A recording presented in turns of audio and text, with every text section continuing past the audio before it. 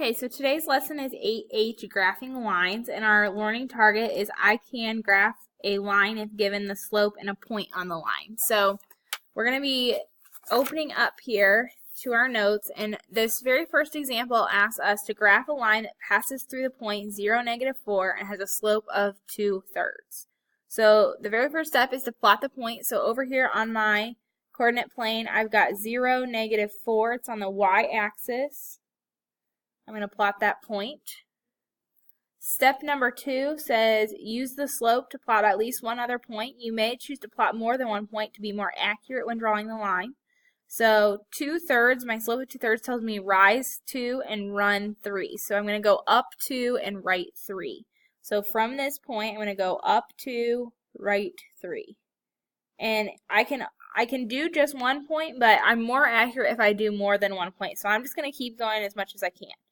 Up 2, run 3. Rise 2, run 3. So now I've got 4 points on my graph. That'll help me be more accurate. The next step is use a ruler to connect the points. So I'm going to take my ruler here, straight edge. It can be another piece of paper. It can be a ruler, an index card.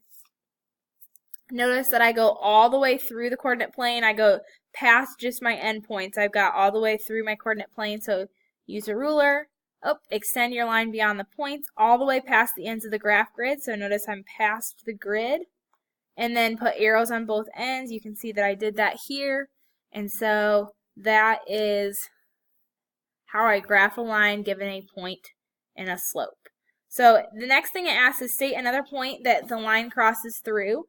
I could use another one of these points that I plotted, one of these 3. I think that's the simplest. So here's 3, -2.